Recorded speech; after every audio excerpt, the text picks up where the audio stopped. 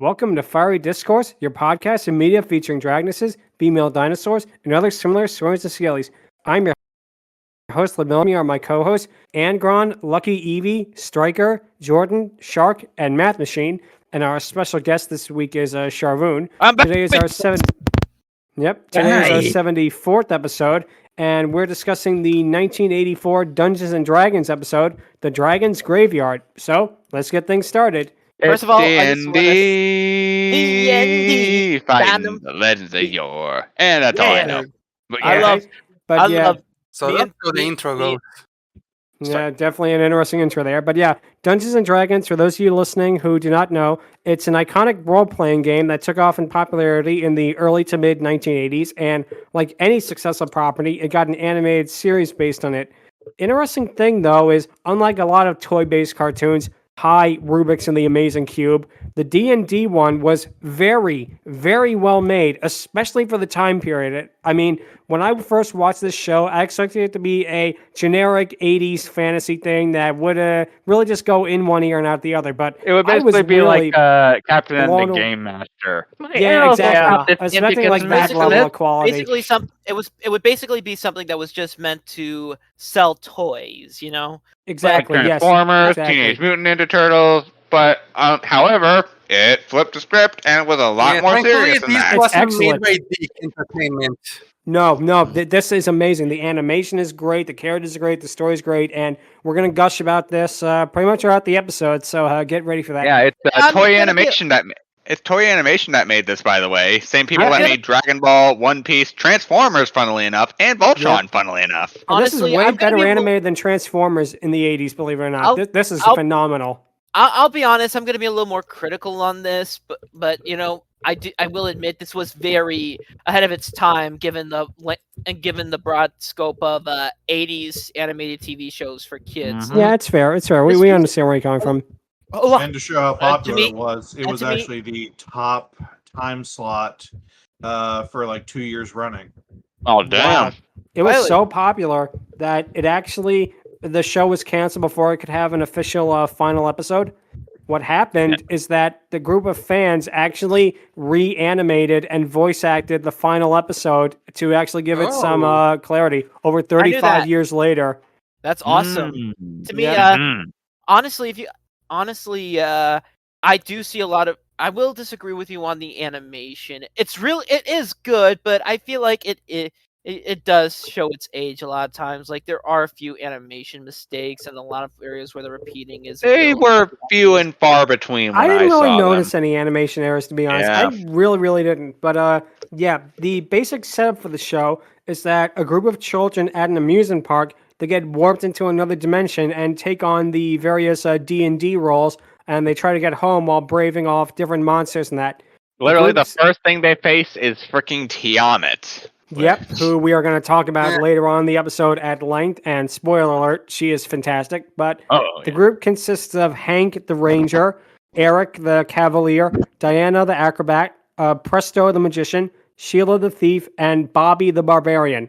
And Now- his unicorn pal, Uni. Yep, Can I say and- something? Can I say something? Go ahead, Sure. go ahead. For those who are unfamiliar with first edition and more familiar with 3.5 Or fifth.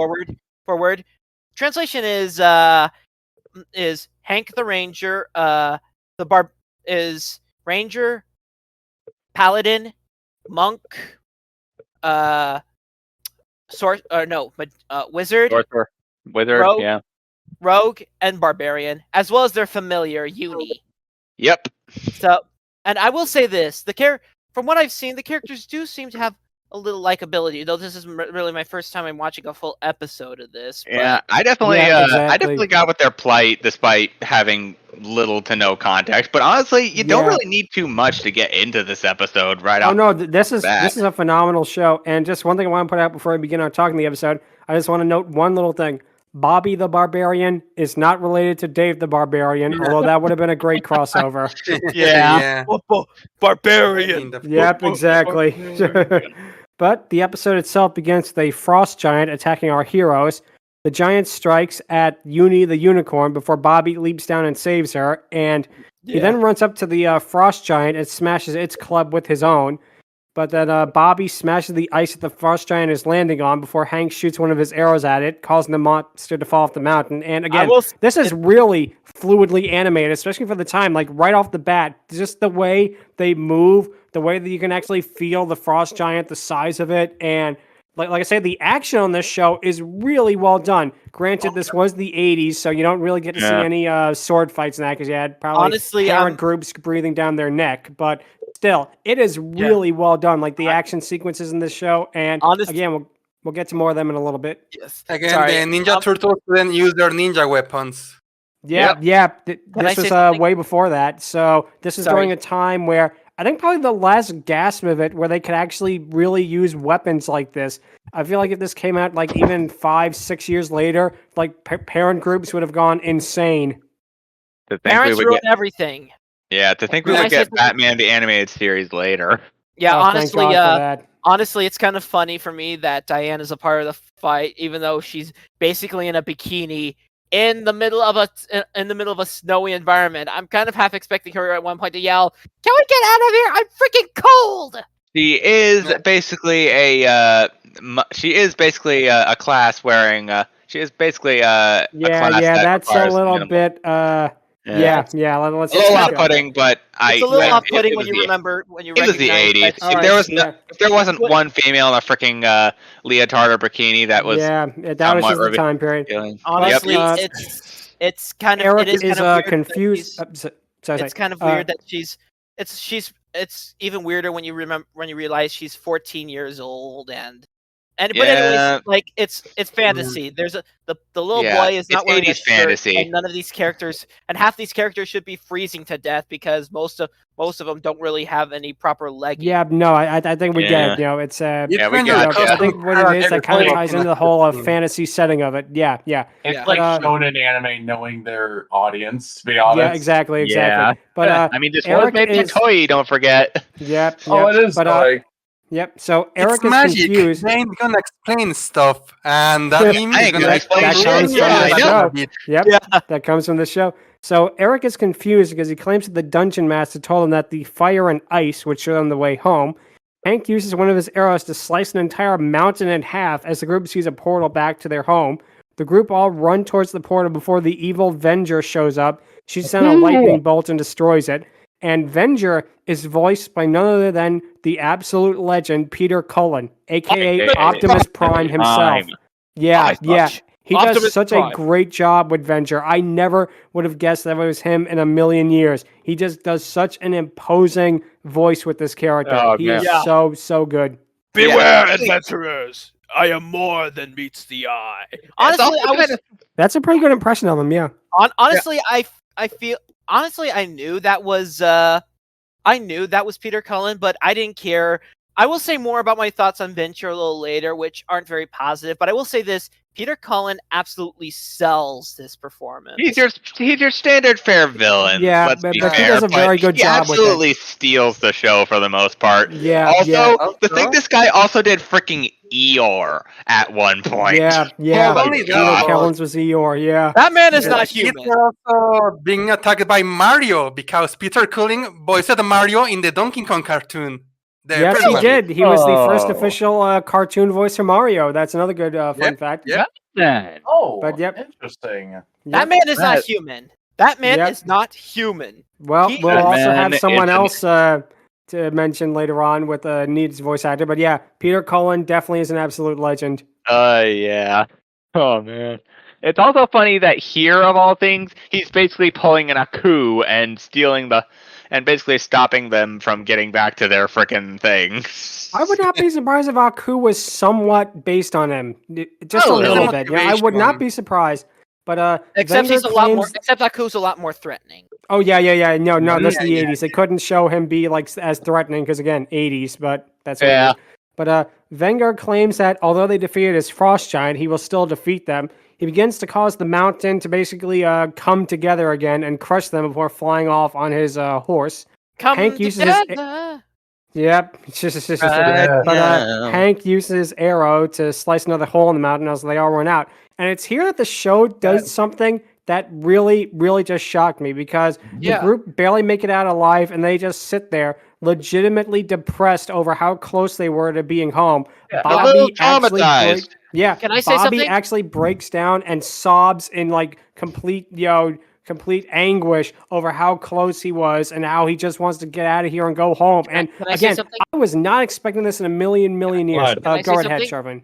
Sorry, go right ahead. Honestly, this reminds me of a lot of modern day cartoon writing. Like, honestly, this did actually catch me by surprise. I was like, holy crap, this is actually legit emotion. This is actually legit doing something that most modern day cartoons actually do now. Yeah, most modern isekais even, like freaking Amphibia, So I'm a Spider, So What? Owl House. Well, technically Owl House. They really acknowledge the pain and the real of the situation. Like, most fantasies during this time would focus more on the adventure, the action, coming together. But this is a moment that actually reminds the audience, oh yeah, these people It's something are Samurai Jack would do a lot as well. So, Yeah, honestly, exactly. Which But, gives me the impression that maybe a lot of modern day cartoons were actually inspired by this. But trust me, in my opinion, some of the most adult stuff comes a little later, and it does involve Uni. Yep, but we will we'll definitely get to that. Oh, We'll get hell to that in a yeah. little bit. But Eric remarks that they should just deal with Venger, and Hank agrees. And this is the second thing that just shocked me in this episode, because Hank mentions that if they kill Venger, they should just go home. Now, they don't say kill, because again, this was the 80s. They say, if we deal with Venger, but the implication is there. They're going to kill this guy. And for an straight up. 80s show... I feel like they could have gone away with saying vanquish, honestly. Yeah, they or probably could have. destroy Venger. Something like that, but... still, the implication is there. They're not going to play around anymore. They're done with games that they want to kill this villain stone dead and just get the hell out of here and go home. Which They are for an done with 80s Venger cartoon, for an 80s cartoon to do that, it's just mind blowing. Especially because it's not like Venger's a robot or Venger's like a artificial construct or something like that where they can get away with that. No, Venger is like a flesh and blood being, and they're outright saying, "Let's just kill this guy and be done with it." They are done with Venger's shit, and they are just like, let's freaking deck this guy already. He is causing more problems, and if we don't do something about this, we're going to be fucking here forever. Yeah, exactly. Matthew was saying... we have to kill these guys, Steven. Yeah, that would be interesting. Sorry, Matthew, you were saying? This episode actually almost didn't make it to air because of this. They actually had to tone it down because they were trying to really portray the characters as just, okay, we've had enough of this shit. We're going out for revenge. All right, wow. Time to kill him. I mean, like I say, again, especially for the time period, to get away with that is really interesting that they actually did that. Yeah, I'm gonna get my fucking axe. We're gonna. Honestly, I was coming in expecting, oh no, the group encounter a female dragon and either bond with, but I wasn't expecting something like this. Like, oh my god, they actually addressed this is a very messed up situation, and they want to go. Yeah, these are still yeah, kids. exactly. Again, this Impicus Maximus is not present here. Yeah, you give them a lot of credit for that, especially them. Diane tells them that no one can defeat Venger, but Hank says she's wrong and mentions that Tiamat, the dragoness, can. Sheila tells him that Tiamat is the most dangerous being in the land, but Hank says that they'll find a way to get her to help them. The dungeon master shows up, and he apologizes for them not being able to return home. But here's the interesting thing that really surprised me. He begins telling them about another task in like another kingdom, but Hank cuts him off angrily. He just wants to know where Tiamat is. He's like, no, screw your bullshit. Yeah, exactly. Everything. Tell us how to get home. Yeah, where's Tiamat? Basically, like, he is so enraged at this point. He is so done with all this. And again, like I say, apparently most of the show was not like this, which probably makes this episode all the more shocking. And I wonder how it was received back then, because for now, I mean, this with hindsight, we could say this is shocking for the 80s, but I wonder if like kids watch this on Saturday morning were like blown away by this. Yeah, and it's like no sweetening anything whatsoever. He just straight up goes like, what? Yeah, exactly. Dungeon Master. No more side quests. Let's finish the final boss already. Exactly. Dungeon Master. We don't need level enough. Let's fucking do this. Yeah. Apparently, most this episode, as well as most except for one episode of season 2, was written by a man named Michael Reeves. who would later be a scriptwriter and story editor for shows like Gargoyles and Batman the Animated Series. So that explains a lot. Then, Wow, I did not know that. Hey. That's interesting stuff right there. Yeah. Animation. Oh man. First, we Wow, already got wow. fucking mega. We got mega. Wait. I'm getting ahead of myself. Continue. Sadly, if we'll probably never get full answers about the writing of this episode because sadly in March 2023 he sadly lost his life. Rest in peace. Shame. Well, what a shame. Oh. Yeah, On the bright but side, getting back- he left behind an incredible legacy. Oh hell yeah. Good Yeah. times. But like I say, getting back to the episode itself, the dungeon master tells them that they're going down a dark path and tries to warn them against it. Depressed, he tells them that Tiamat lives in the titular dragon's graveyard, where it's also where their weapons come from. Hank, beyond upset at this point, he tells Dungeon Master just to tell them straightly how to get her help, and the old man tells her just to ask.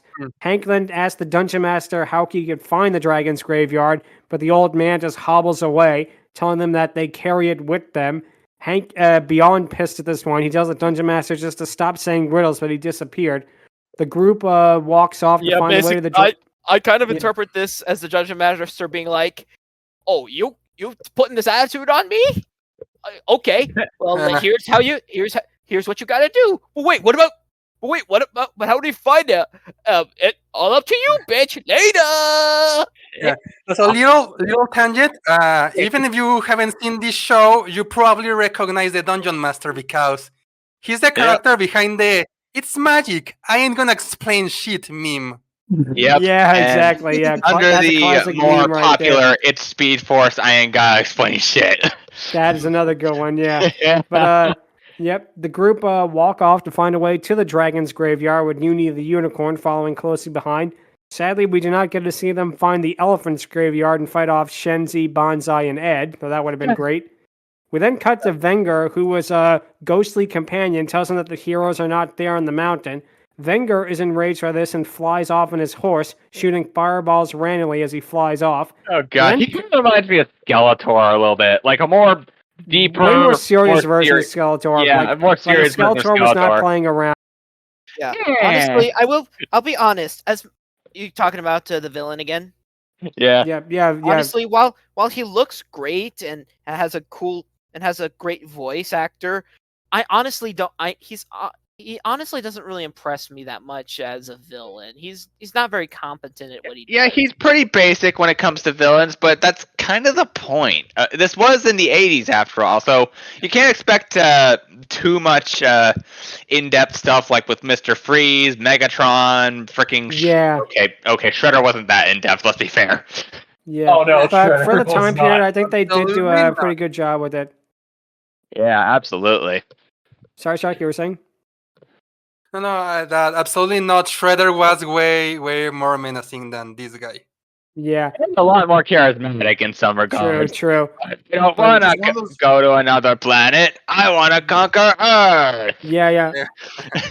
He's Yeah, one of those villains that you still more need to menacing. see the whole series because he actually does evolve over the series. It's one of these cases of in an individual episode he seems pretty generic, but as you see him, you understand what's going on with him. I see. But yeah, no, that definitely makes sense, yo. So anyway, the group is walking in a desert, basically wondering what the Dungeon Master meant. Eric comes up with the idea that it means their weapons as Hank prepares to fire his arrow. Before he does so, Wenger returns and just hurls fireballs at them. He demands their weapons as he continues to attack them. The group almost make it to a cave, but Uni is struck by one of Wenger's blasts. Bobby runs out to attack Wenger, but it turns out that this is just with the evil being wanted, and he attacks the both of them. Eric uses his shield to protect Bobby as the group run into the cave before the mouth of it caves in due to Wenger. Yeah, Let me get another moment. Real. Yeah. This is what I was getting at with this one. Like this is probably the moment that shocked me even more. Like when they say we're sorry. I'm afraid when they try to comfort the kid's like, you I'm gonna fucking kill this guy. it's gonna be the villain who's I can't remember his name. I'm terrible with memory, but Venger. Don't feel sorry for Venger. me. Feel sorry for Sorry for Venger. Venger. Yeah, exactly. Because And that Venger. shocked me how Bobby, he's so tearfully is upset about his unicorn friend being badly injured. And he is just so enraged at this. And they actually bring attention to this later, which is another interesting fact. Yeah, But like- to see this level of pathos done on what was a Saturday morning cartoon really With was the youngest revolutionary. I mean, with they the gotta figure. youngest character. They Yeah, actually, the other exactly. stuff they, they had. they actually tried dealing with the idea of the loss of innocence in this episode. Like, Oh yeah. Yeah. to borrow- And to compare borrow- this to use to a like joke, stuff that Hanna-Barbera was doing at the time, like their like 10th Scooby-Doo version at this time, and you could tell this really must have been shocking. yeah. Oh, Honestly, oh, to borrow a quote from from one of my favorite things to watch on the internet, Team 4 Stars Dragon Ball Z Abridged. I now have a taste for blood. Oh yeah. That's basically Yeah. I think it, Yeah, there's like this happened with part basically where then two trying characters to- who look. Oh, sorry. Continue. Yeah, there's this part where then tried like to console it. I say like he's asking what's gonna happen to her, and they try to say like it looks bad, but he when they try to comfort it, he goes, "Tell me the truth." Yeah, like I was just about to mention. Yeah. I was about to mention that how That is he horrible. just That is- he's finished that with is shocking. Yeah. that And he is- he's growing up despite himself. He doesn't Yeah. want to be like this, but because they're in such like a horrific world, he's been forced to grow up more than he should have at this time. Yeah. Which, again, It- really fascinating concept. Yeah, the downside of isekais, like I said, also, it's very interesting to see that two characters, him and Uni, who would very much be at home in something like MLP, go through this much freaking trauma. It's certainly something. Yeah, actually- exactly. It actually that. makes absolute sense when you realize when I mentioned before how this was written by the same man who would go on to write for Batman the Animated Series. Like one of his story credits, like story by, is actually none other than Perchance to Dream, as well as story editor. So this is a guy who knows how to write for dark stuff. Oh hell Yeah, yeah! exactly. Unfortunately, he also wrote and did the teleplay for the Terrible Trio, often regarded as the show's worst episode. Well, but- sorry, can't have I also 100% hate accuracy, but he was also the story editor for Mudslide and Shadow of the Bat. Nice. So those are really great episodes there. But Right there. Getting back to this one, what happens is Diana comes up with the idea to use their weapons as Hank fires his arrow. A light extends from it and it lands into Presto's hat before touching the rest of their weapons. The group teleport away just as Venger rips down the cave to find they're not there. They find themselves in the titular. Yep. They find themselves in the titular. Yep. They find themselves in the titular's dragon graveyard, which to me, when I watched this the first time, it is creepy as hell. It is a desolate, dead landscape. There are dead dragons everywhere with their skeletons just lying about haphazardly. Yeah. And again, it is something that apparently this is a location from the game, which is how they got away with using it in an 80s cartoon. But still, I feel like, if they did it later, I feel like studios would have a lot more notes about this, but they got away with it. Again, God bless them for doing that. Yeah. They actually got away with this and keep in mind, this was before something like Batman the Animated Series, the X-Men cartoon, and Gargoyles. So this was some daring stuff to tackle. Oh, I can see it. I can definitely kind of see that. Yeah. So yep. So Sheila finds a horn next to a dragon skeleton and picks it up, while Bobby uses a sword to slice a rock in half.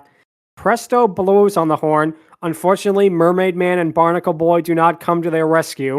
Oh, If only they did, fight the evil. The cut! Torpedo mode! The cut! Yep, I had to. Okay. A group of roars is heard as Eric actually lets out a good joke with, I didn't hear that, and then another word goes on. I didn't hear that either, but it's now that we get to see why we're doing this episode and why this episode is so fantastic in my opinion. Tiamat. She makes her appearance by flying towards the camera before swooping at them. She has a very raspy, distorted voice, which actually was done by Frank Welker, of all people. Yep. Which makes it very interesting, as we'll get to why in a little bit. But honestly, the thing is, Frank Welker does a really good job with it. And again, Frank Welker's actually also the voice of Uni. Yeah, he does that because he did a bunch and of animal Dragon voices from back then. Shrek. So Yep, and Well, the thing Ludmilla's is- Dragon Wars and a bunch of other stuff we're probably going to talk about on the podcast in the future too. Frank Welker is basically the GOAT. One, in my opinion, one of the great voice actors. And I'll be honest, I don't really think Tiamat is great. I don't think she doesn't really do much in the episode. She just kind of flies around, roars a little, brings the villain to the square end. Definitely. But I will say her presentation is actually really impressive. I like her design, and of course, Frank Welker is.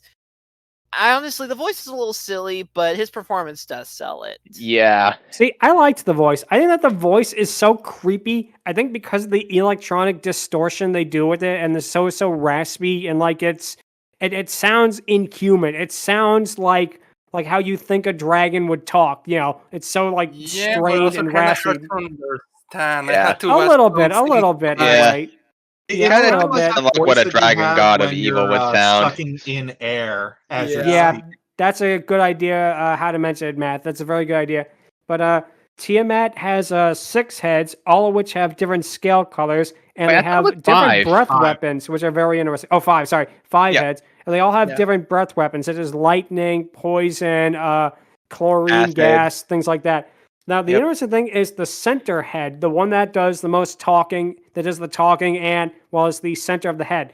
It looks eerily identical to the head of Smaug from the Rankin Bass Hobbit movie.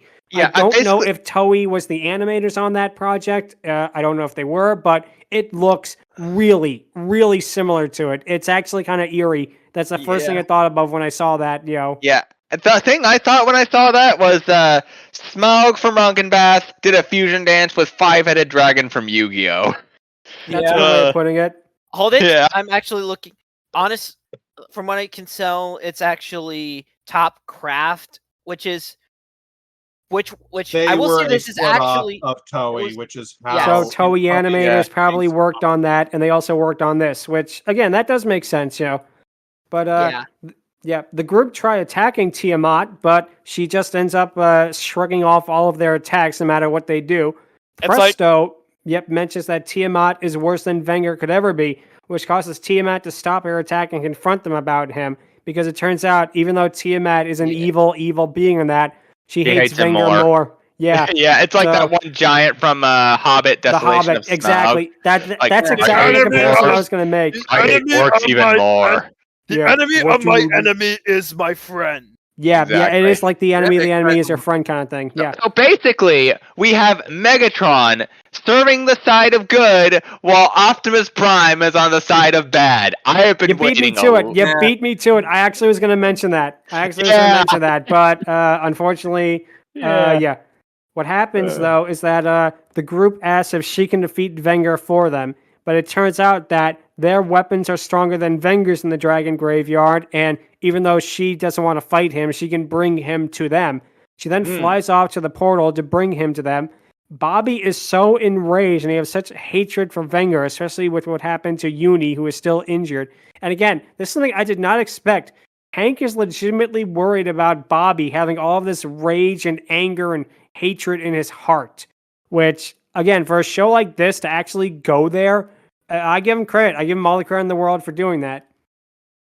It's legit. It is like they do really. It's crazy to see how they acknowledge harsh realities like this in an 80s cartoon. Honestly, I wonder how this is before something like Batman or Teen Titans or Avatar: The Last Airbender. Like this is, and they are actually tackling stuff like, honestly, if they were allowed to go all the way, they would have permanently changed the kid, Bobby, all the way. Yeah. Okay, I can't not bring this up. Every time you say Hank and Bobby, I can't not think of King of the Hill. I knew it. Oh my god. I knew it. Oh my god. I had a feeling. I knew someone was going to make that reference. Hey, Daddy, I'm gonna kill Venger. Now listen here, Bobby. That's not really a great thing to do. Oh God, that was good. That's Yeah. a good one. Yeah. I'm Yeah, gonna as kill a reminder, Venger. this No. episode is the toned down version Yeah. that they had to do to air it. Yeah. Wait, what? What? This version is the toned down version. Apparently, the original version was way more adult, even than this.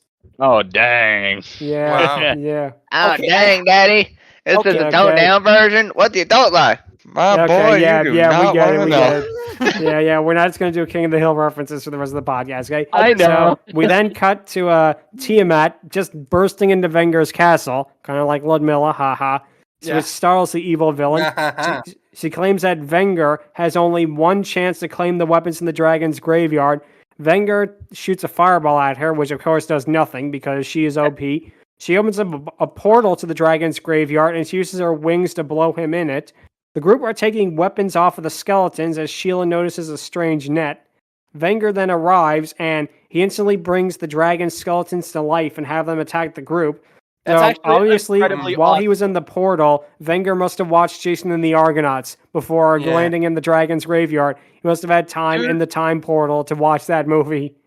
Yeah, too bad for our protagonist that Mr. Krabs is not on the team. Oh, if only, if only. Yeah. When did Clancy Brown start doing voice work? I think, Sorry, what? I think in the 90s, definitely, because he was on Superman the Animated Series as Lex Luthor. But yeah, Oh yeah. getting back to this, though, the group approach the skeletons, who easily defeat them with their weapons. Wenger mentions how this is easier than attacking the unicorn, which enrages Bobby so much he slams his club on the ground and smashes on the skeletons. And it's here the group gets the upper hand and use their own weapons to easily destroy the skeletons. Wenger attempts to attack them, but Bobby uses his club to smash the ground around him, and Wenger uses two magic constructs to chain him to a wall. And it's here we get a moment that I feel like if this was today, it would have gone differently because Hank prepares his arrow and he's ready to fire before he suddenly stops. He claims that we can't do it or else we'll be exactly like him, which to me is a little unsatisfying. I feel like nowadays they would have had no problem in just killing Wenger off and that, but again, this is the 80s, so they could not do that. But I don't know. To me, it's a little unsatisfactory. I mean, you going through all this trouble and you were so just enraged and pissed off with this guy, you know, at this point. They are enraged to the point of, you know, ignoring anything but just wanting to go this home. moment. Like, honestly, they let anger, they let hurt cloud their minds. Exactly, yeah. It took him, the smarter of the group, to realize, oh, hey, I think we might be going a little too far. And I was kind of expecting the Cavalier, who I see as the smartass, being like, he is right there, shoot an arrow at him, we can go home, bring out the That's the Mariachi other band. interesting thing to notice. Yeah. This episode doesn't have any jokes in it. This is like a very serious piece of television right here. There's like a couple of jokes with the with Eric, who was like the comedy relief of the show. He was also like the complainer of the group, and the others had to basically point out how wrong he was because that's what you had to do in TV back then. But, again, it's here. It honestly makes sense, very much so, because it takes the moral center of the group, the ranger, to realize we might be going a little bit too far, because if we do this and we go back, our consciences aren't exactly clear. He's evil, but we'd be killing a freaking guy. Yeah, this was actually character development that was shown in the entire episode between Hank and Bobby. Hank is the one that started off being really, really angry at all of this, and then he saw what this was doing to Bobby as well, and you could see how much this was affecting Hank from how angry Bobby was. So he came to the realization that if he killed Venger, he would be perpetuating this level of hate, and he could not do that. That is a very good point right there. As well as incredibly mature, though part of me does wish this was Sheila, since from what I hear, they were the siblings. Sheila and him were the siblings. That boy is not right. Yeah, that boy is not right.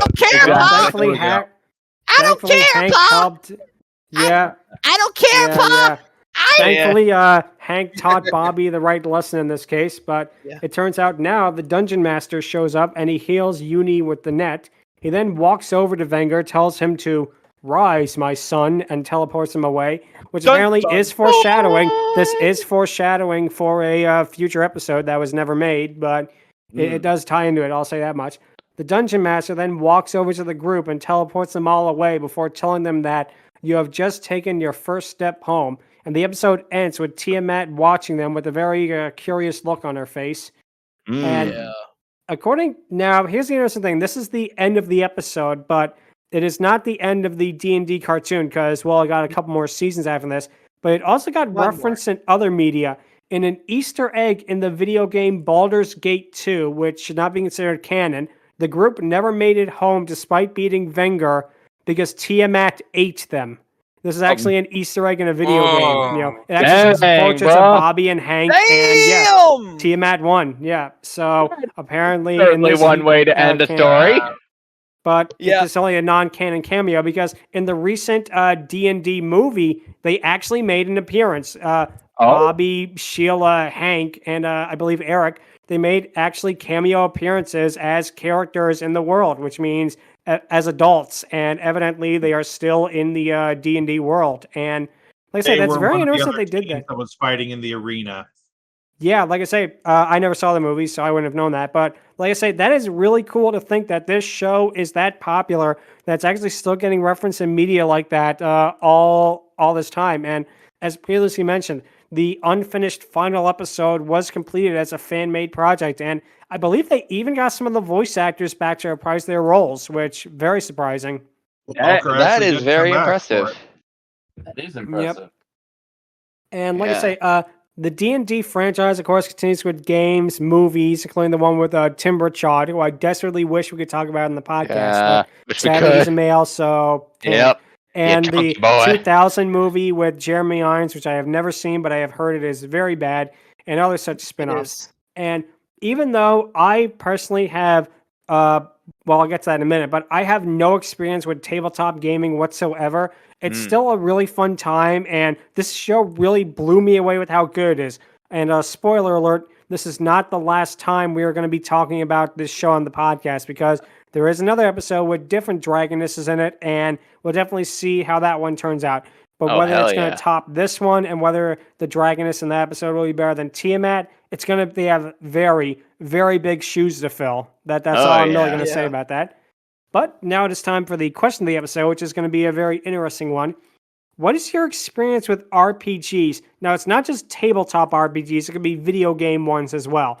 And I'll go first and the reason I put that rule in is because I never have played a tabletop game in my life. The only time I ever experienced it was when I was in Rotterdam, as previously mentioned, with the time I had to climb down the side of the tower. There was a part where basically the rest of the group were all playing this tabletop game. I don't think it was D&D. I watched it for like maybe 10, 15 minutes before I got really confused over what was going on. It's probably Warhammer, because if it's not D&D, then it's probably going to be like Warhammer. Yeah, well, whatever it was. Pathfinder is another one. Yeah, that's true.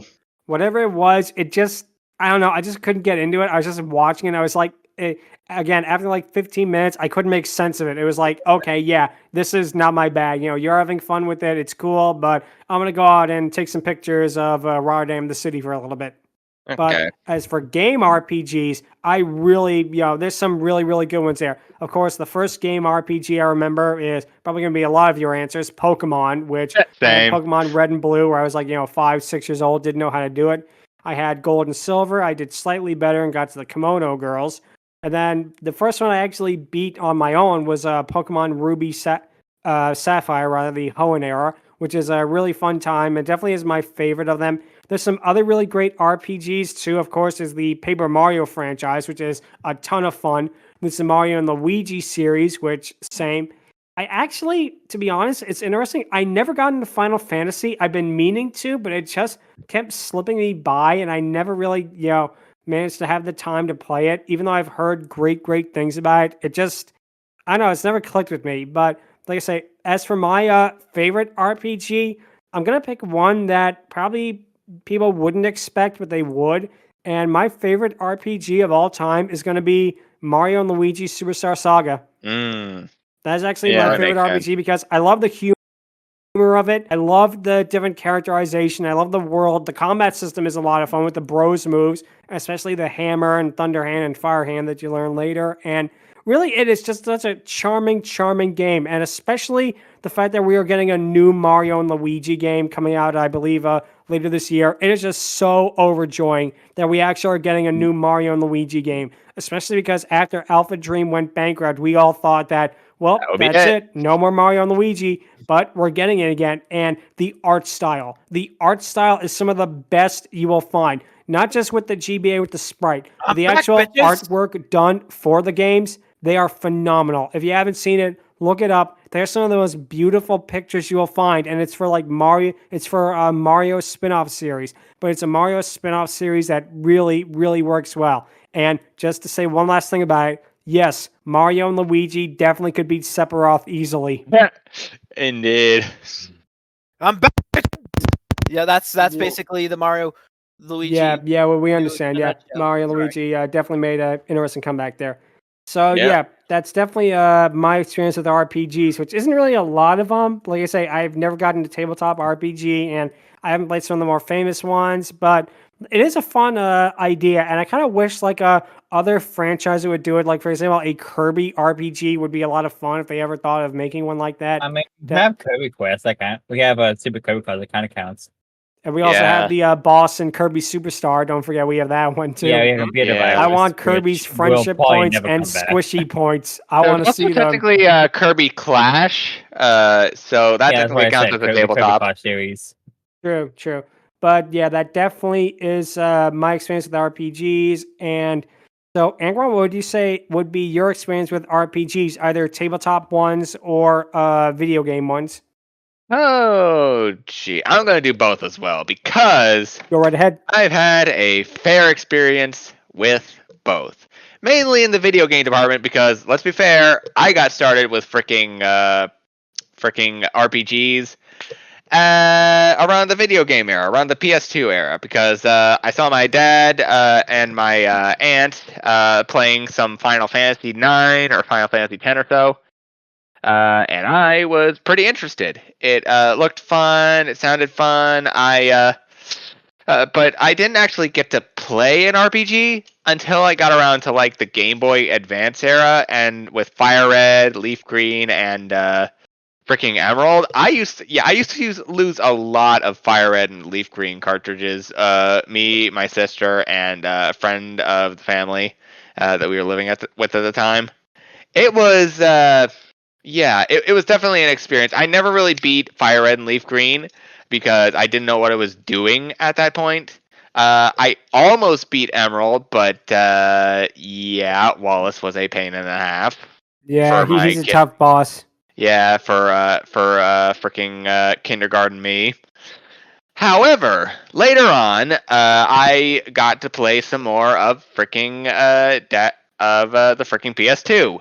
And I got introduced to games like Dark Cloud 2, Final Fantasy X, freaking what was the other RPG? I think those were all the RPGs that I had on there. The others were like Robotech Battlecry, Robotech Invasion, Shrek, I believe, and a bunch of Lunar Silver Star Story.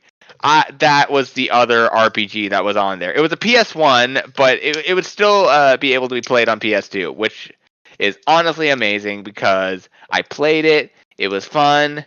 I never beat it. The closest I ever got was with the Game Boy Advance port, Lunar Legends. Then, set the way forward machine years later when I would get a DS, play Pokemon Platinum, yada yada yada. Tabletop. That's when things really got interesting because I had never really heard of proper tabletop RPGs before, but then my stepdad, who we were living with at the time, got us introduced to it. After though this was after we moved out of his apartment and towards the new house that we were at.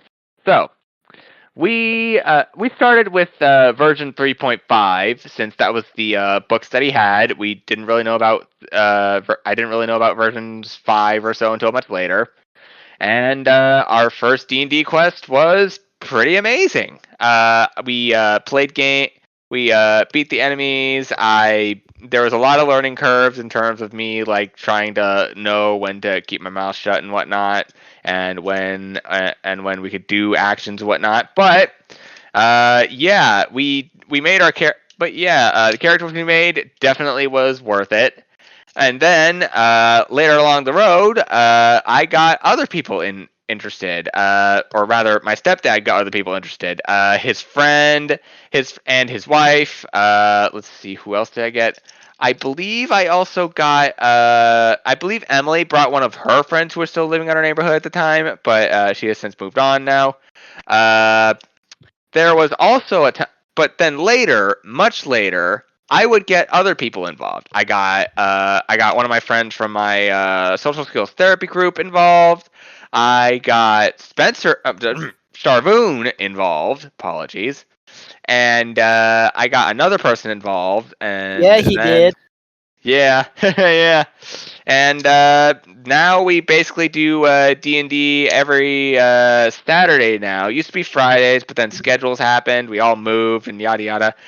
But we still keep in touch online, and we still do D&Ds every Saturday, and it's amazing.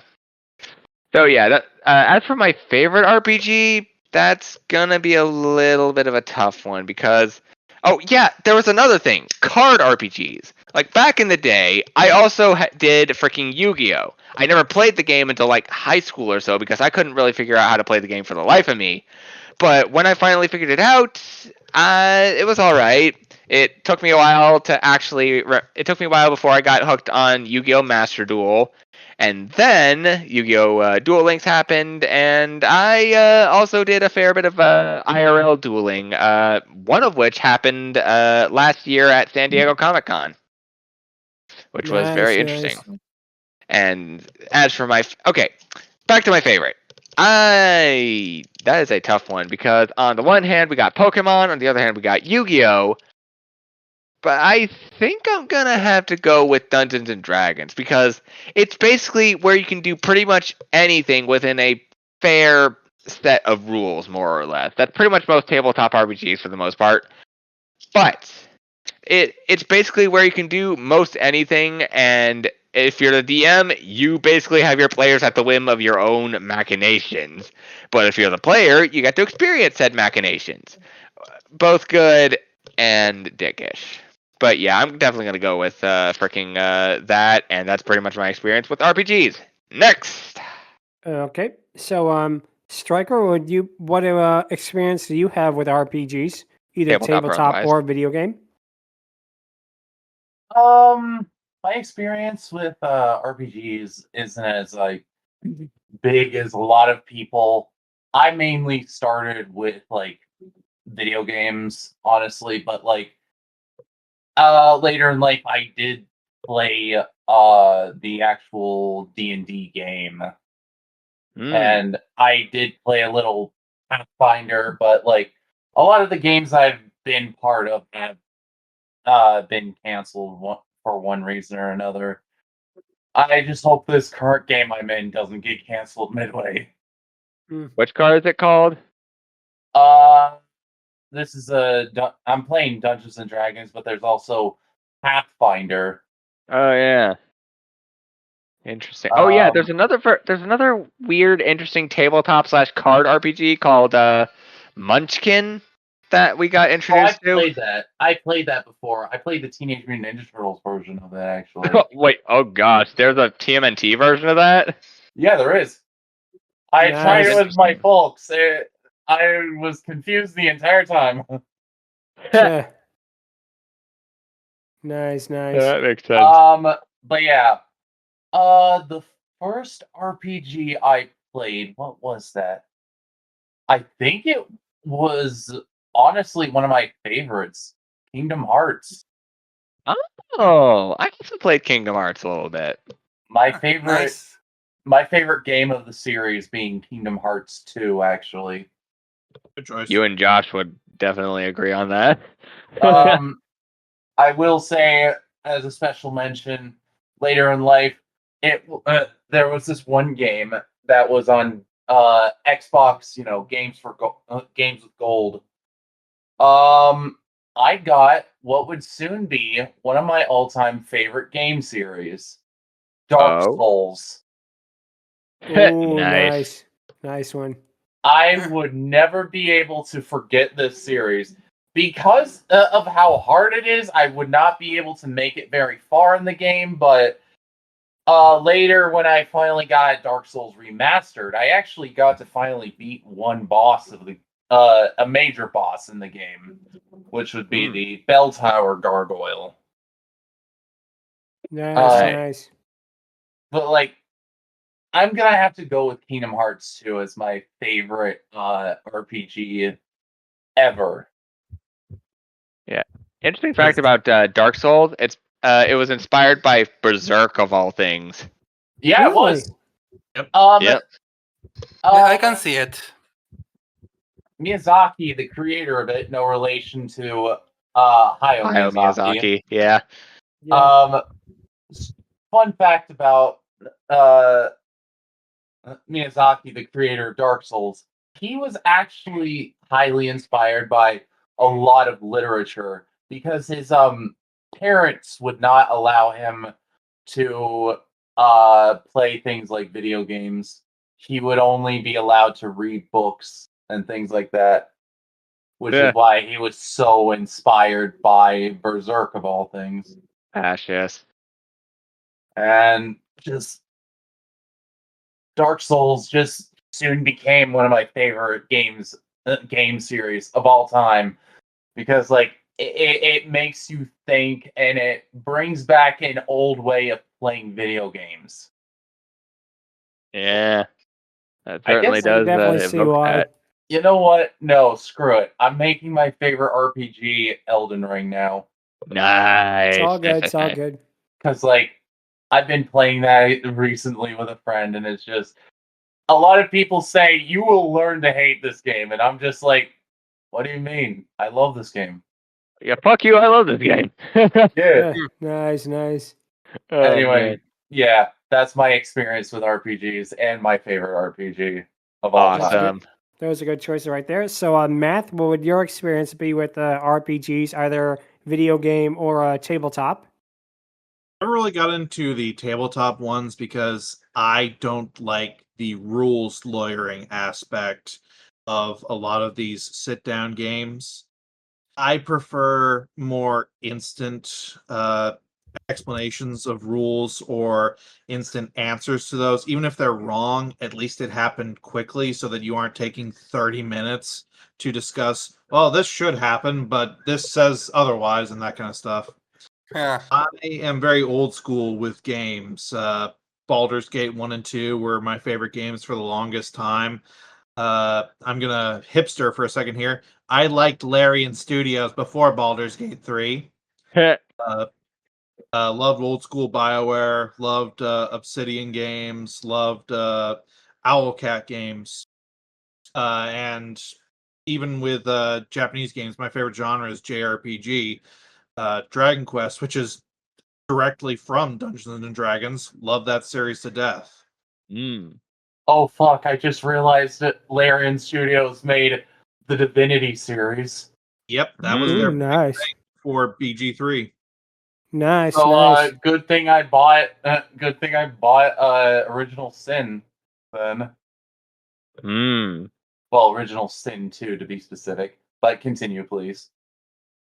But yeah, I've always loved the genre and how creative and fun it can be. And that's going to keep happening for a long time, I figure. Indeed. Definitely. Like I said, it's one of those genres that has so much possibilities. It has like an endless array of, things that could happen, basically. I really feel like that. So, Shark, what would you say is your experience with RPGs, either tabletop or video games? Well, first, obligatory, I started with Pokemon, with Pokemon Sapphire. And for a while, that was actually my My only game that could be considered RPG, because it will be years before I got like the very first. You will say RPG will be Super Mario RPG Legend of the Seven Stars on the Wii Shop. And after that, that's I start coming, but still with Mario, the Mario Bowser Inside the Story and the Paper Mario games. So yeah, most of my RPG came from those little spin-offs or Pokemon. But if you were to tell me, no, when did you start like an actual RPG? The Mario games don't count because they're spin-offs. No, that will be until much later with the Xenoblade Chronicles franchise. Oh, that is a Yeah. good point. I actually I never played those, and I've heard really good things about them. Yeah, and for those who say that Smash Bros doesn't sell, nope. I got into Xenoblade because I saw Shulk's stage, I heard the music in the stage, and I thought, yeah, I have to try this game, and yep, I really enjoyed it. So I eventually got the Xenoblade X on the Wii U, then the 2 and 3 on the Switch, which, yeah, all the games are fantastic. Not only the music. Man. Yeah, I have to agree. Xenoblade Chronicles is actually one of my all-time favorite RPGs. In fact, it's my favorite game on Wii. Period. Nice. Yeah, I don't blame you.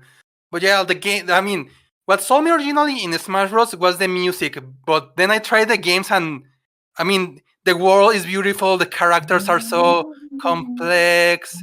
Yep. The combat system is not that hard to grasp, a bit complicated. So it won't alienate you if you're not an expert of like say Final Fantasy and stuff. And Yeah, by the end, I say that of all the Xenoblade games, that is my favorite, and I think will be my favorite RPG. It will be Everything the okay, second Stryker? one. Yeah, I'm good. Yeah. Sorry. Yeah. It will be Xenoblade Chronicles 2. Nice. As for Any particular reason?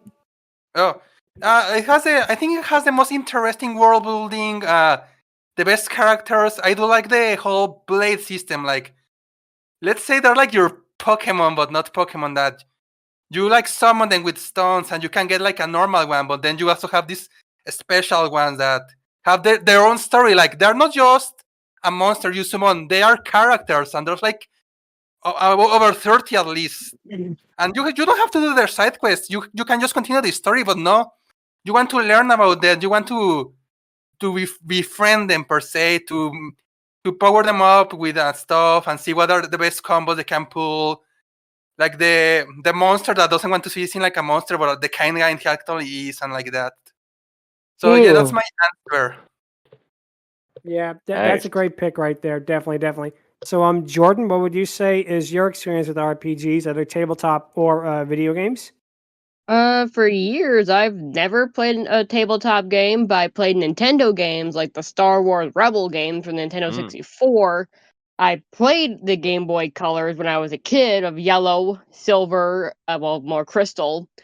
Mostly for the Game Boy franchise, I played through that. I played a lot of the GameCube games when I was growing up, a lot of PS games when I was growing up.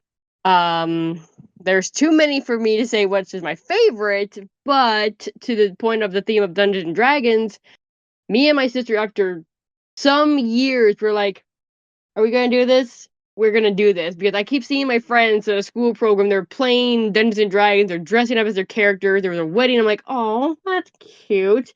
So I'm like, Jessica, I think it's time for us to finally do this Dungeons and Dragons game.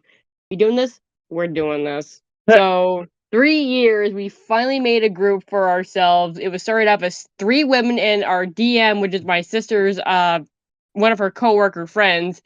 We first started calling ourselves as the No Nuts group because, again, it started off with 3 women playing this game, and it ventured on to more. We have my sister's husband, we got my cousins to play this game, and we're like, oh my god, this game is stressing us out. We're watching the Critical Role podcast. I'm behind, but my sister's far ahead.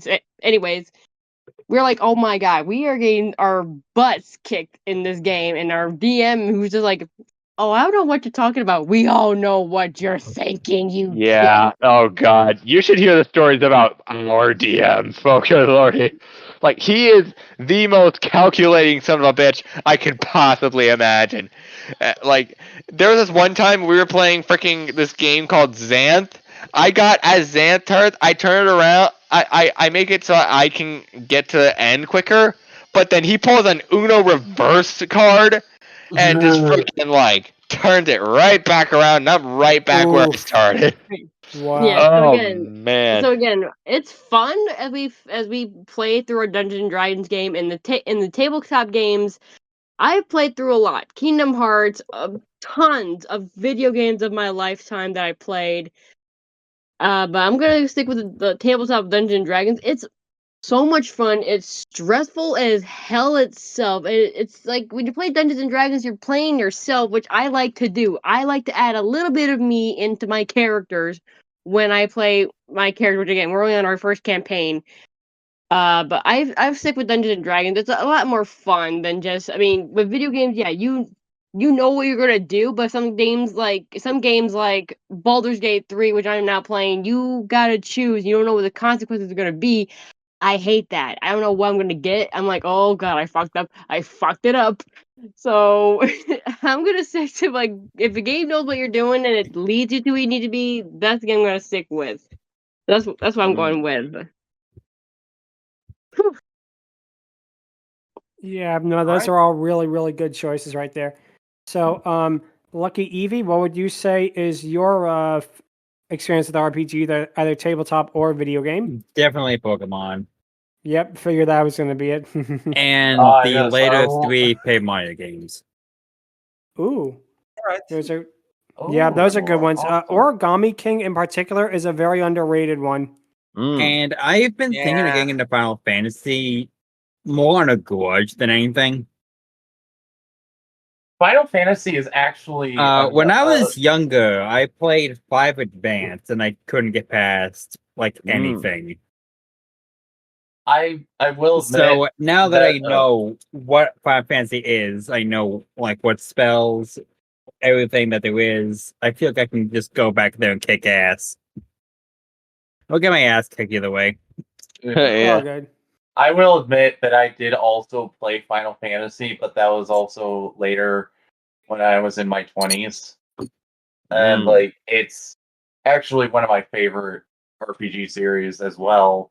Because like Yeah, Final Fantasy 14 got me into the series. yep, I definitely can see why about that. Yeah. And now it's time to ask our special guest of the episode, Sharvoun. What is your experience with RPGs, either tabletop or video games? Let's do this. Yep, gonna be interesting to hear about this. For video games, I'm not a gamer. I've never Yeah. owned a console before, so non-existent. But when it comes to tabletop, I am experienced with Dungeons and Dragons, mainly 5th edition. I'm only part of the one campaign because I have a hard time really organizing things, or really stepping out of my comfort zone and going to other campaigns. But I will say this: I really love the freedom that D&D really offers the players. Like you can really customize you can customize your character to your own likeness, to the way you like them, to the way you want them to. And there's such a wide variety of types of characters. You decide on their backstory, on what spells you want to use, how you want to play. That's what I love about Dungeons and Dragons. It's basically if I was there, except without the trauma of what these kids are going through. Oh hell yeah. Yep, Yeah. indeed. So, again, Definitely. I'm sorry to disappoint some people, but for those who enjoy my presence in this, which I hope is a fair amount of you, Yeah. I'm sad to say I'm kind of sorta not into I'm not a gamer, so How dare you? I know. no! I'm not a Uh, I'm not a gamer, so I can't really relate with GRPGs. Hey, That's that's fair. completely fine, honestly. yeah, we understand. We understand completely. Yeah, honestly, part of me is a little. I really do hope that at the very least, when I appear, people are actually happy when I appear on the podcast. Like they legit enjoy my input, but Yep. this will probably get me canceled of some. You're No, fine. it's all Come right. on, It's all man. right. It's all right. It's all right. Well, we're all good here, you know. But no, Yeah. like I said, we understand where you're coming from with that. So I believe that settles that. Now it is time for the Dragoness Scale. You rank them from 1 to 10. And today we're talking about Tiamat, specifically the Tiamat from this The 80s. version. Yep. And I'm going to go first, and I'm going to give her a score that I really didn't think I'd give this one so soon because I very rarely give it. I might give her a perfect score. I Dang. love the design. The voice is so imposing and so threatening. It works so well. She's a fantastic character in that what little we get of her, you still feel her as being such an awe-inspiring, presence.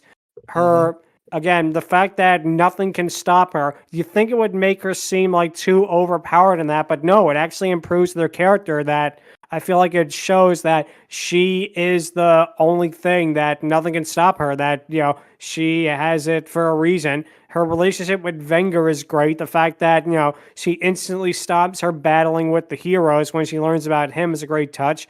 The heads having different abilities is really good, even though that's from the games, not really of the show. But I don't know, just as a whole, I really, really like Tiamat. I really did not think I would like her as much, but I can actually find no fault with her. I mean, yeah, the voice might be a little weird, but I feel like it fits. It really does fit the character because she's supposed to sound weird. She's supposed to sound threatening and very, very, with the raspiness and that. It actually does fit the character. If it was a choice that made her sound off-putting or that, maybe she got a lower score, but I really can find zero flaws with Tiamat, like in this show. It really is a shame that we have not seen her since in any sort of media, like not in the other Dungeons and Dragons movie or anything like that. And again, big shame because I really would like to learn more about her and see more of her if she's anything like this character. But There are some other bits of media that she does show up in. A recent 5th edition campaign of D&D. Neverwinter is another. So she isn't forgotten, but yeah, we definitely do need more of her. She's an interesting concept, to say the least. Very much agree, because I feel like a lot of I feel like she needs more screen time, in my opinion.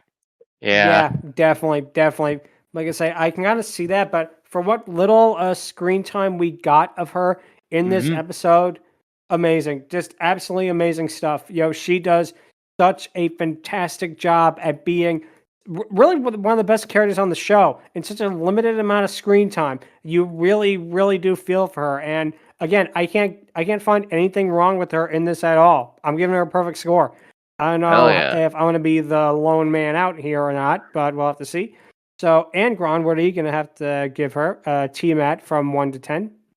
I basically agree. Like, as a concept, she's amazing. Like, as the 5-headed dark dragon reflection of her brother Bahamut, I'm for that.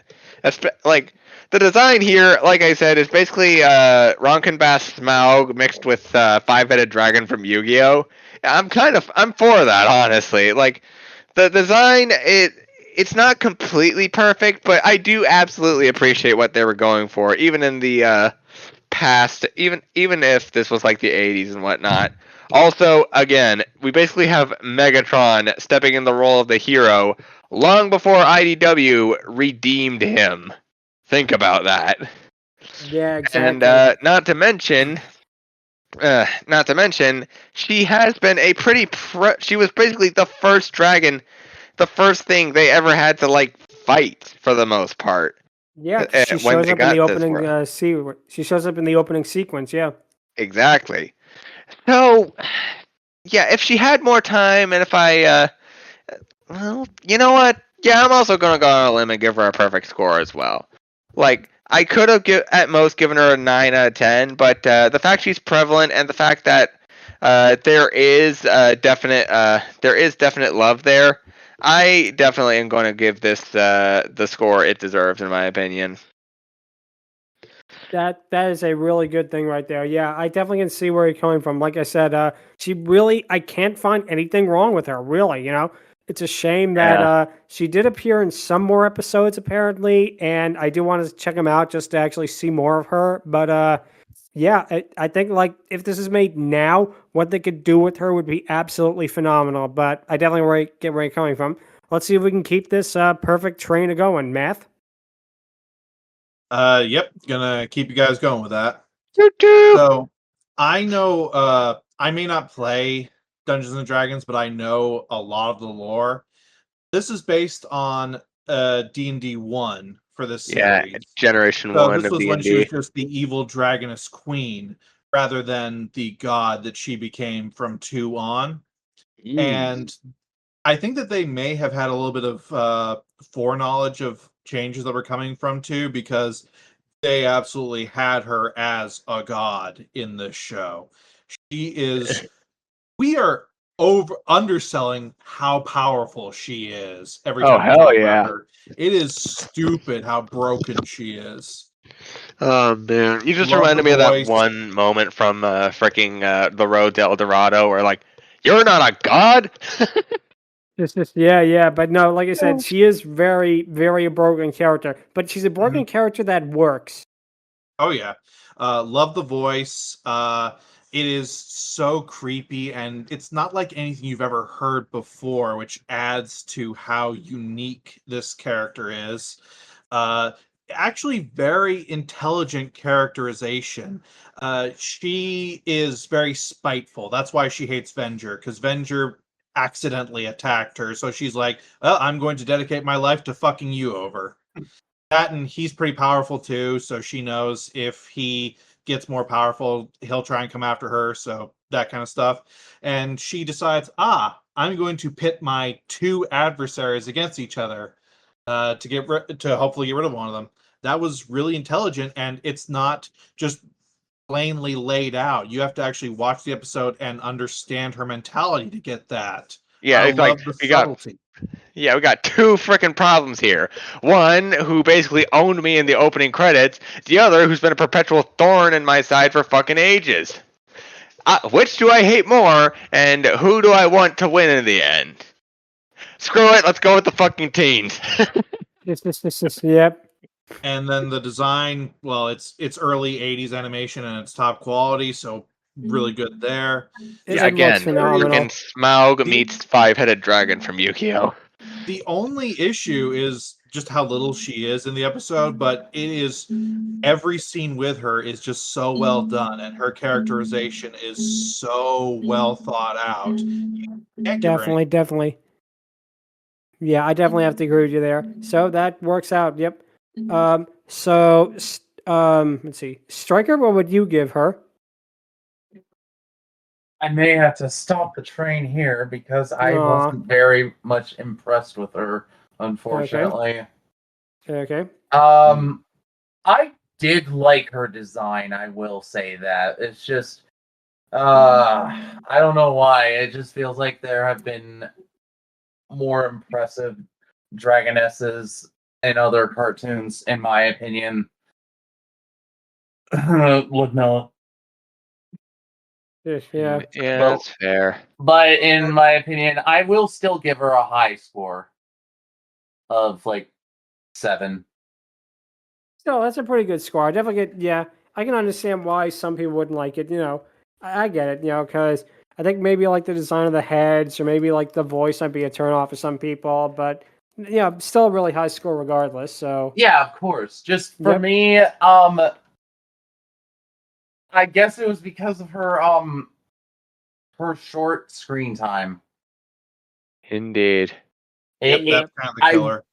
I really wanted to get to know this character more, but for some reason it just before I really got to know Tiamat, she just left. I'm sure we'll get more freaking moments where that happens. Yeah. Yes. Yes. That's a really, really good one. But that's it. Yep. So, Shark, what would you give Tiamat? Well, I will agree with many of the positivity points. Like, I like her design a lot. The multi-headed, each head having their own element. This thread, she is like they say, like she's smart and like they say she gets both opponents of her to fight each other. The presence alone it's magnificent. And yeah, I get this is just one episode with her, so I'm not gonna that she shows more often. So I'm not gonna like say, oh, I wish she had more screen time because I know she already has, even though I haven't seen it. But on the other hand, I do have some things I like to point out. Like, yeah, it's cool that she has 5 heads, but kind of a ways that only the red one talks. Like many say that if you have a more you have multiple heads. It's always fun if they use them. You use That is them a like good idea. Huh. talk. Yeah, it would have been personality. interesting if they did something like a King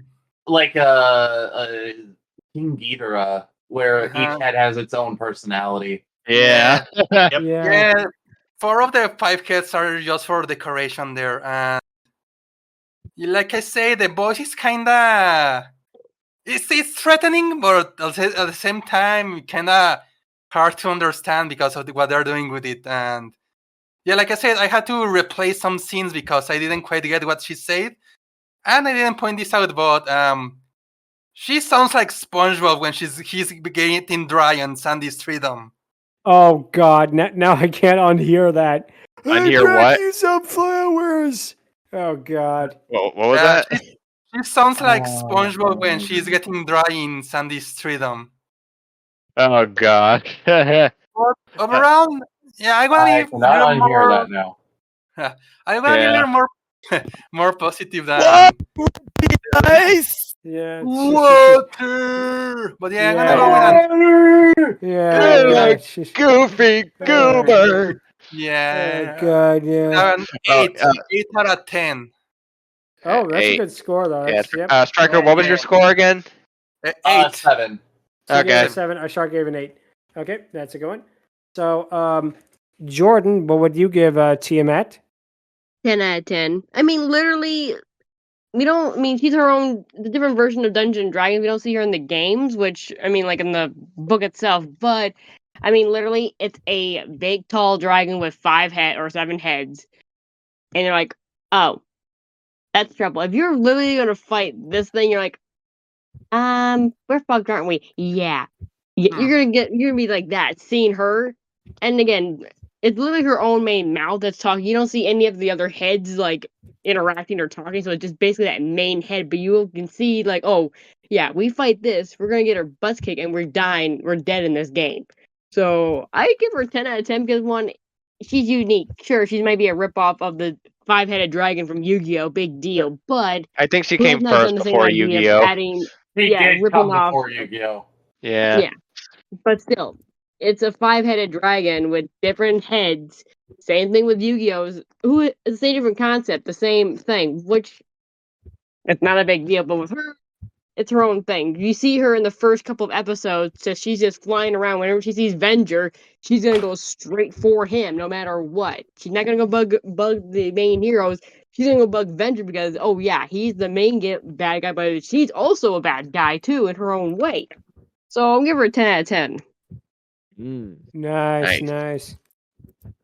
But yeah, like I said, that is a really, really good choice right there.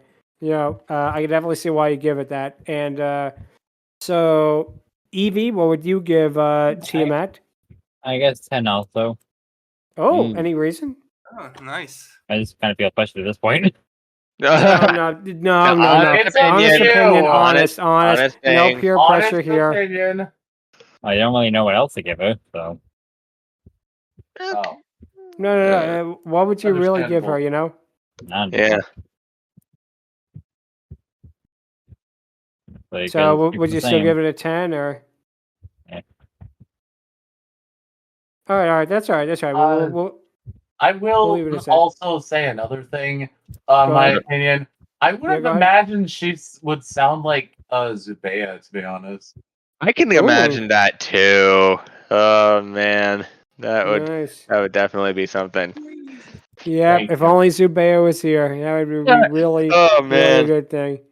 Yep.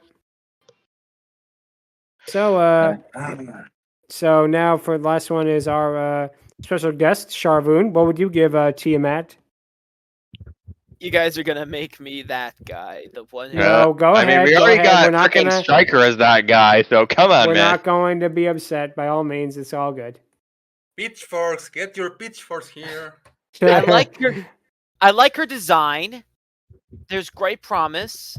Her presentation is great, but Presentation. I think you guys know I'm more of a plot relevance kind of guy. You've seen my previous rankings. I mostly go by how relevant they are to the plot. That's a big indicator for my. He's fairly relevant to the plot, thankfully. Well, yeah. To me, the problem is she barely does anything here. She just kind of shows up, looks mean, does the heroes a solid, then pieces out. I can't really get. To me, part of my ranking is basically how much they do contribute to the plot, like how much they really like. Granted, she was what they were looking for, so she was the destination. So I will give her an extra point on that. I was originally gonna give her a 6, but honestly, I want to be objective and say at the very least she was the destination and she did deliver them the Zendar, or what was his name again? Venger. He gave him Venger, yeah. I'm gonna give her a 7, much like Stryker. I'm sorry, you guys. I know I'm sorry if I'm probably the most hated Nah, you're cool, man. Come on. With the self-loathing. Yeah, good, man. Yeah. It's a great presentation, but she just didn't really do much outside of just be the destination. If she was a little more collaborative, like at one point she probably wipes out the entire undead army, then maybe I would give her an 8. But to me, again, that's what the rest of the show is for, hopefully. And honestly, while we were discussing this, I was actually making my own fan casting of if there was ever a D&D reboot with these characters in a more modern day scenario, and also one where Unique talked. I actually had Nicole Oliver as Tiamat. So I guess great minds work alike. To me, it's I'm not sure where I stand in the Fiery Discourse fandom. Like, if people are actually happy to I hear me or don't not, think but I don't think it's right to presume We're not anything. big enough. Yeah. Probably not, but it's all right. But to me, it's like I don't know where I stand. Like, if I'm really liked or hated by this audience, but I You're will cool. have to. But I'm sure you're not gonna lie. fine. But I'm not gonna lie about my opinion. I believe that this character Tiamat, she has great promise, but she needed to do a little more for me. Yeah, So, that's fair. And I'm 7 sure out- she does more in the series, but Yeah, we'll get to that possibly later. Who 7 knows? out of 10 for me. Still, it's good. It's good. It's no problem. So there's 7 out of 10. That's a good score. So, with that, that's going to be it for this week. If you have any questions or if you would like to suggest a spin-off of Tiamat, you can email us at fierydiscourse@outlook.com. Visit us on Twitter at twitter.com/fierydiscourse and subscribe to our YouTube page at youtube.com/Ludmillanon. Next week, we'll be discussing the 2000 Disney movie Dinosaur to begin our second ever Jurassic July. It's going to be a lot of fun talking about this movie that, for me anyway, I've always thought it was a really underrated and really good movie. It is actually underrated. Yeah, it's going to be really good going back to it. I do too. I really enjoyed it as well. I have not revisited it since I was a little boy, but Same, but it's really interested. Honestly, if you guys want me to, part of me wants to cover this, but at the same time, I don't think I would be as kind to this movie as you guys. So, All right, let me just think it over, and I'll. In other words, guys, I might be all back a good. second time in a row. It's all good. It's all good. So, yep, that'll be it for this week. And until then, thank you guys so much for listening and take care. Later. Bye. Adios. See you Adios. next week. Have a nice See you week. later. Adios.